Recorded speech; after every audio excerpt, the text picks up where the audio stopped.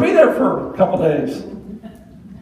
And they say, it's hell. It's been hell. Well, you're going through hell because God is trying to give you power and authority over hell. So when you walk through it, you're empowered in it. If you go through a season of abusiveness and brokenness and all this, and God brings you out and heals you, thank God for your healing. But listen, you are being positioned to help somebody else. That's what the Lord is wanting to show us.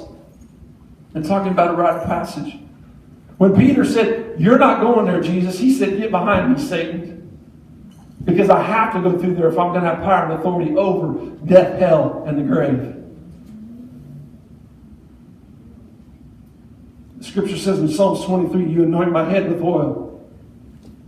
You see, God is saying that if I can't take you through it, then I can't anoint you or empower you in it.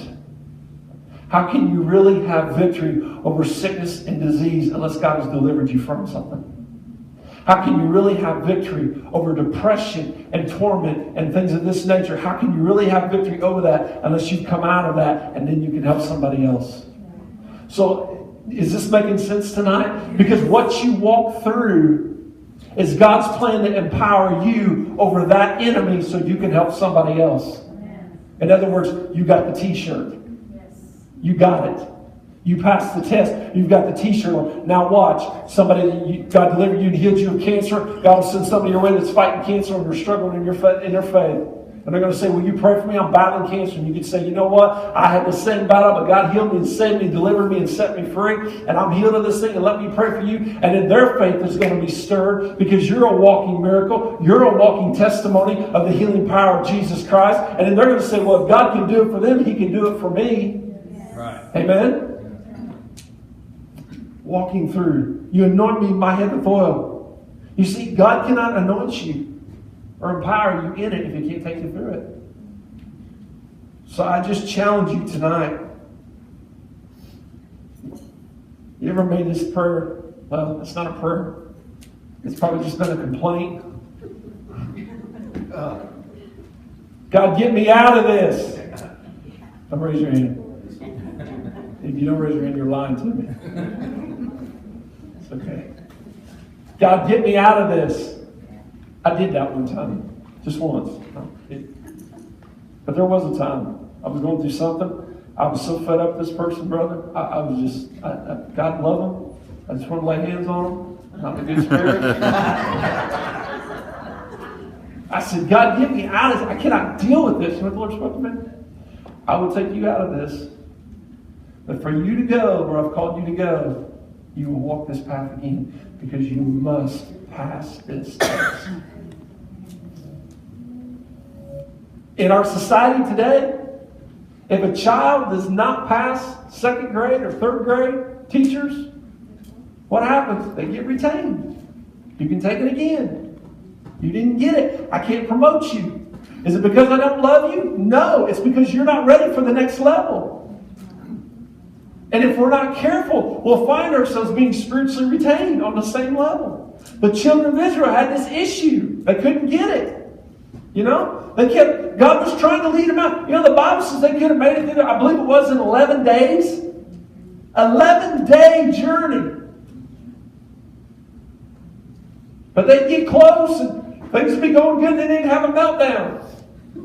And they go around the mountain again. Just a closer walk with me.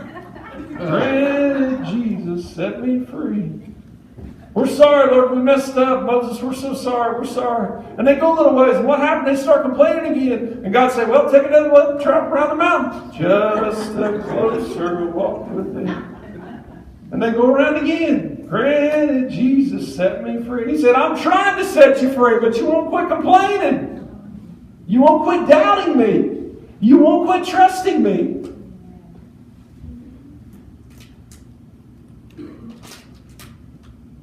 It's all about trust.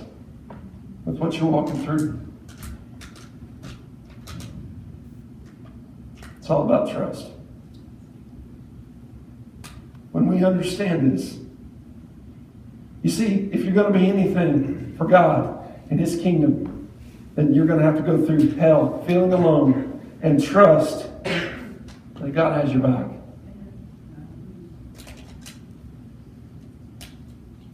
Because you won't find out what you're made of until hell backs you into a corner. And you find that goodness and mercy are following you all the days of your life. And they will push you forward. He said, I begin a good work in you, and I will finish it.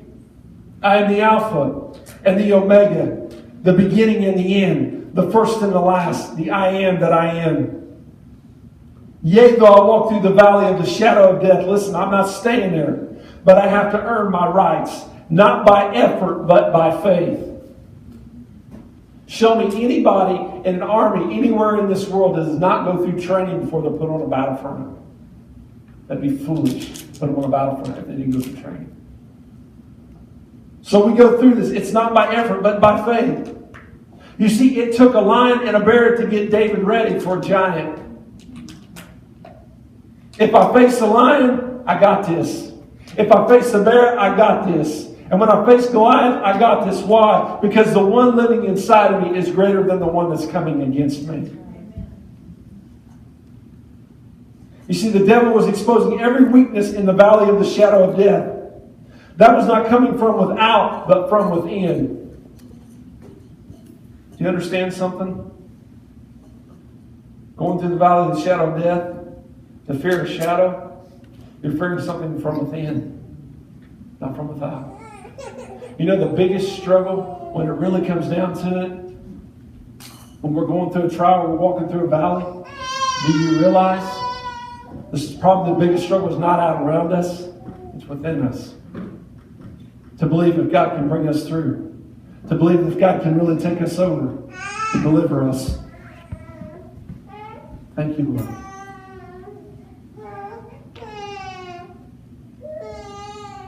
Jesus wants us to know He's going to bring us through.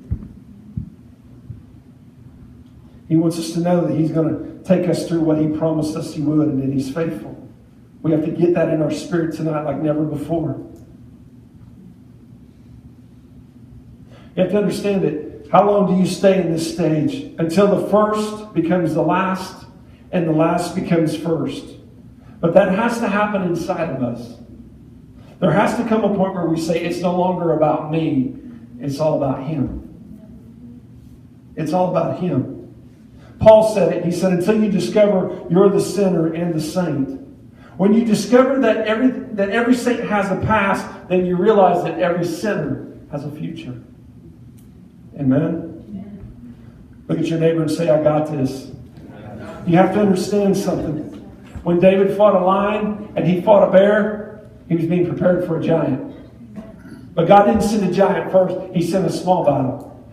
And when David walked through that, and he was faithful in it, then when the time came for the Goliath, God probably said, you know what? I know just the person that can handle this. Because they've been found faithful with the small. They've been found faithful with what I've given them, what I've entrusted them with. They've been found faithful with that. When you discover that the stuff that used to terrify you doesn't bother you anymore, you got this. Because you know and you believe in the one that truly has you. Now, there's a prophecy that goes around a lot in churches. It's even been said that prophets will give this word. And it was said jokingly one time. When they're praying over somebody and they don't know what to pray. But tell me if you've ever heard this prophecy before. I see a long hallway or a hellway between two doors. And before you get, and I see you between this, and before you can walk through this door, this other door over here, this door behind you has to close. Let me share a story with you. There was an evangelist one time, and he was on his way, he was up in his room sleeping, and he overslept for the meeting that night, and he was going to be late, and he knew it. And they put him up in this really nice hotel where he was staying. So he started down the stairs, down the elevator, he's coming down, and there was this long hall corridor he had to walk down. And as he got to the door, he flew the door open, he's running as fast as he can, he's trying to hurry. He gets to the other door, and he gets to this door, and he grabs the door, it's a big double doors, and he starts pulling on it, and they will not open. They will not open. And he's saying, God, help me, please, open these doors, I'm late for this meeting. Lord, speak to me, help me, God, help me. And the Lord speaks to him, he says, look up. And he looks up, and he sees a sign that says, these doors will not open until the doors behind you are completely closed. And about that time, he heard the doors behind him shut. The thing you have to understand about a rite of passage is many times we're trying to push through a door in front of us when the door behind us is not completely shut. And when we're in that between stage, it's easy to get antsy and get upset and get fidgety, if you want to say it like that. But God wants the doors behind us to be completely shut before he opens up new doors in front of us. Amen? When we understand this prophecy, you see there's a long hallway, or is it a hallway? That's your rite of passage. Jesus says, come and eat and come and drink. I want you to sit in unbroken communion with my Father and I, even in your most difficult moments. So you will see that I have prepared a feast for you. Joshua and Caleb said, we can take the land, as I shared with you last time, and our enemies will be our bread. So when you go through a rite of passage, you know what happens when you come out on the other side? You have your enemy for lunch.